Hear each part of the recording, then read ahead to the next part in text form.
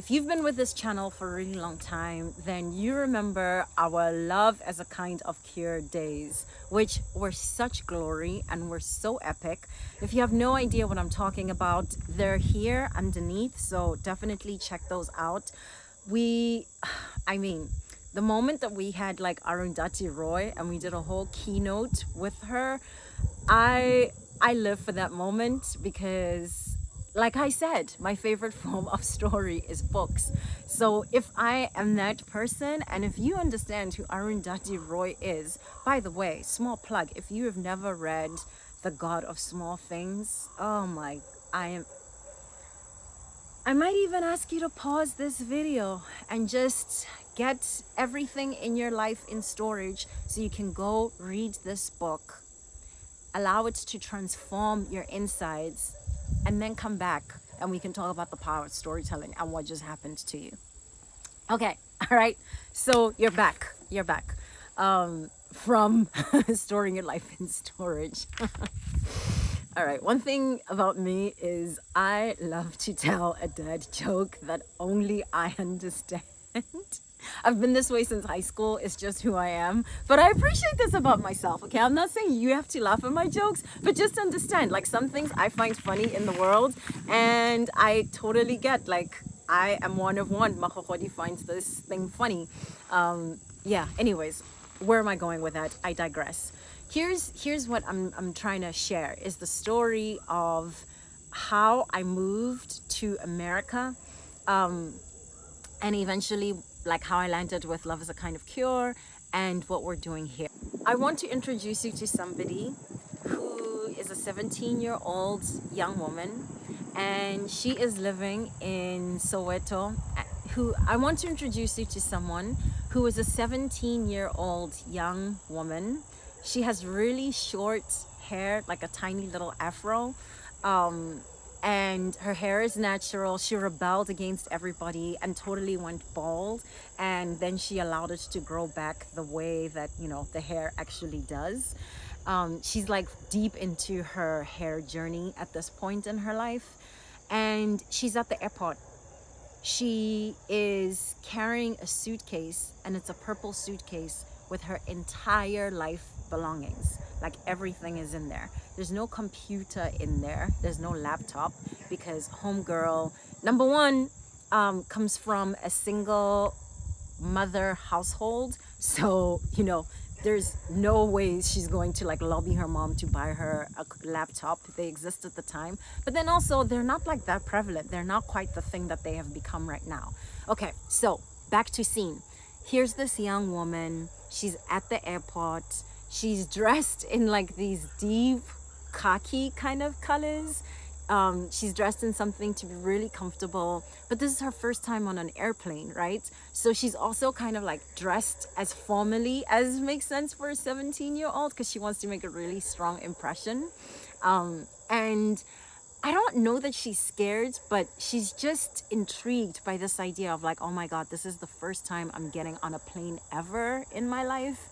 And it's going to be on this super long ride all the way to America. She's got her purple suitcase with her entire life belongings, and she's really ready to take on the world because she's very earnest with her cute little afro. Hi. That's me.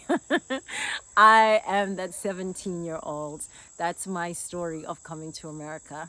I was very young and I came here as a student, initially as an exchange student, my entire life packed into a bag. I got on that plane, and later on, one of my uncles asked me if I was scared. And the truth is, like, I had zero fears. I was so excited about the life that was about to unfold in front of me because it was adventurous and it was different, and it was literally my coming to America like story. Like, come on, I'm like, come on. But also, I already understood the power at that age. I wouldn't have described it this way, but I already understood the power of authoring your own story. And this felt to me like one of the most liberating things I could do for myself and my life. Because I understood that when I got to where the other side of that plane would take me, I could be anything I wanted. I could become whoever I wanted. And for me at the time, it just felt so liberating because, high school, bullies, that whole thing, not quite fun. And being on the other side and being in a place where I'm like, oh wow, like I could literally show up here and be whoever I want. That just felt like such a delicious thing that was the gift of travel and adventure and being out in the world. Fast forward a lot of chapters, all right? A lot of chapters in my life. And I found myself as an entrepreneur really disconnected from my work. I was a social entrepreneur. I went on a really big, important trip that a client invited us to. Oh man, that was tough. It was tough for so many reasons, but I'll spare you the details. I came back and I experienced a kind of disconnection from life and source and light and reasons to want to be like out in the world and joyful, like I'd never experienced before. To be quite honest, I was quite depressed. I don't know that I necessarily would have described it that way at the time. That's fine, because now I know what it was. And that strong mental health, like that lack of mental health at the time, is the thing that connected me to writing, because writing saved me every single day in that moment in my life, right? I could get up and write a sentence or craft a particular thing that somebody wore who was one of the characters in a story I was working on, and it literally would change the entirety of my being. And writing pulled me out of depression. It was literally the most powerful. It was like, in my culture, we talk about the ancestors making you sick, getting you down to like almost your knees sometimes in order for you to hear this message that they're trying to tell you. And for me, that really is what happened. From the time I was 17 and I boarded that plane from the time I was 17 and boarded the plane until the time I got really sick, I was on a very different life path. And being sick was that reorientation of my ancestors being like, I don't think you're really listening. I don't think you really understand this power of storytelling thing. So let's just school you the hard way because you're like knuckleheaded. I got the story. I totally got back on mission. And I dedicated myself to writing very seriously. I went to the Iowa Writers Workshop, which is kind of a big deal if you're into writing and know anything about novels and fiction, especially here in this country, the States. And again, fast forward a couple of chapters, I wrote a book. The book came out in 2023. It is called Innards, and she is my baby. She is absolutely beautiful. Definitely check her out if you haven't read Innards yet. It's a collection of short stories about that 17-year-old girl and the journey that she had to go through before even getting on the plane, what her people went through, and what it means to have survived apartheid. All of this to say, I understand stories. I am a beastly master storyteller. And what I am excited to do with you here is unpack some of the things that I have learned that are about storytelling and why you should care about storytelling, especially if you're not the kind of person who identifies as a writer. I'm not trying to turn you into a writer. I'm not trying to turn you into something you're not, an artist or whatever. And for the creatives, like, I love you, okay? Like, pull up even closer because you're my people. But stories are so powerful, and the stories that we tell ourselves, both about ourselves, but also about the world, right?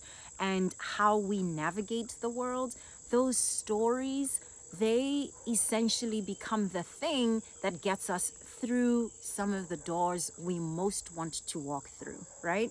And real quick, before we dive into some tools that may be useful for you, as you're thinking about using stories in your day-to-day life, I want to just share some stuff about why stories. I want to share some science behind why stories are as powerful as they are for us human beings, and why human beings are hardwired, like it's literally in our DNA, it's in our bloodstream to gravitate towards stories. All right, here's some fascinating research that comes from smart brains at places like Boston University, like Harvard business people, like the smart people. Okay, here's what they have done the research, and here's what they have to say. So when we hear a story, when somebody shares a story that we connect to, a powerful thing is happening for us. Our brains release these neurochemicals that are like dopamine and oxytocin, and that stuff, you can think of it as like happy drugs. I'm sure you've heard those words before. What those drugs do to us is help us feel more connected. They help us feel deeper empathy with whoever is sharing the story. And they also give the storyteller this wild superpower where they're more influential over us in the moment. It's almost like those chemicals and our state of connection puts a bit of a trance over us. It's not really a trance, but just bear with me here. So we're more open to hearing what this person has to say, and we're also more likely to remember. That's really powerful. Something else that storytelling does. We're also more likely to remember what that person said if it's embedded in a story. You with me? Now, I want you to think about how all of that has played out in anything that you've read recently, especially if it's like a work of fiction, like a novel, or if it's a really well told scientific story or historic story from nonfiction. Think about how much more you hold on to the facts and the data behind things, and how much more connected you might have felt to the author. Yes, that's happened to you? Well, now you understand the science of why, because your brain was releasing these happy drugs that were like, you should pay a little bit more attention here. All right. What has this got to do with you, my friend? It actually has a lot to do with you. You now know a little bit about me. I've given you the science of why storytelling is so powerful. But what does this have to do with you? Well, if you understand that stories are a superpower that is baked into the DNA of being human, don't you want to master a skill set that's going to allow you to speak to other humans in a way that we're just pre-wired to be able to get? I would think so, yes. Number one, speak in your own human voice. Okay, what does that mean? I'm not just talking about what your mom tried to tell you on your very first date, which is just be you, they'll like you, and if they don't like you, then they don't deserve you. She was right, number one. But number two, it's something a little bit different. It is just leaning into the weirdness and like the messiness and the all of that stuff. Like, lean into how you naturally speak, because the more comfortable you are and the more you're able to convey to the other person that you're telling the story, hey, I am being human just like you, we're all one and the same. The more you're able to do that in an authentic voice that sounds like your everyday you, the more likely you're building trust, and the more likely that that person is going to lean in a little bit closer and want to connect with you. I want you to think about your favorite novel, and especially if you've ever read a novel where you just were so blown over by the voices, the characters, how they spoke, the kind of language that they were using. And just pay attention to what we call in literary circles, like what writers call voice. It is a unique voice. What works really well in amazing storytelling and novels is somebody tapping into the idiosyncrasies of how a specific character or person speaks. That's what I want you to lean into in your everyday storytelling, right? Like, what are the things that only you say when you speak? And how do you make those more animated and more you in telling a story that feels really important, like asking for that pay raise? If you're funny, this is your most important stage to be funny. Something is important to you and you want to tell the story, bring in more of you and the things that you already are great at in your natural voice. That's number one. Use your voice as it already. Number two, and this is just chef's kiss if you get this right. Use your story and experiences and the things that you have been through to connect with others. Oh my God, this is the biggest storytelling hack of all time, all right? Since humans have gathered around a fire, the point of a really good story is to make somebody else feel a little bit less alone. Got it? So the more the person on the other end of your story feels like, wow, I can't believe Magogodi completely gets me. It's like she walked in my shoes through this thing that she is sharing, having been through, the more that person is not only listening to you with a keener eye, but they start developing empathy for you, because guess what? You are no longer just you are you as them. They see themselves in you. Do you see how that works? And that's why, I know you've heard this, people often talk about the power of literature and how great it is for developing empathy. It's not so much that like there's a magic drug that you get at the end of reading a book that's like, wow, empathy pills. No, it's not that, my friend. It's the vulnerability of where a lot of the storytelling goes in allowing the reader to feel a little less unseen. Oprah tells this really powerful story of reading I Know Why the Caged Bird Sings, which again, bars. Okay, like bars. If you haven't read that book by Maya Angelou, Dr. Maya Angelou, oh my God, chills on my skin about how beautiful that book is, especially for little Black girls. Here's Oprah, you know, been through so much, my God, like sexual violence and everything, and comes across this book and the thing that happened to Maya Angelou. And for the first time, as she describes it, she sees that another little girl had gone through this thing that she had, that she didn't even have words to.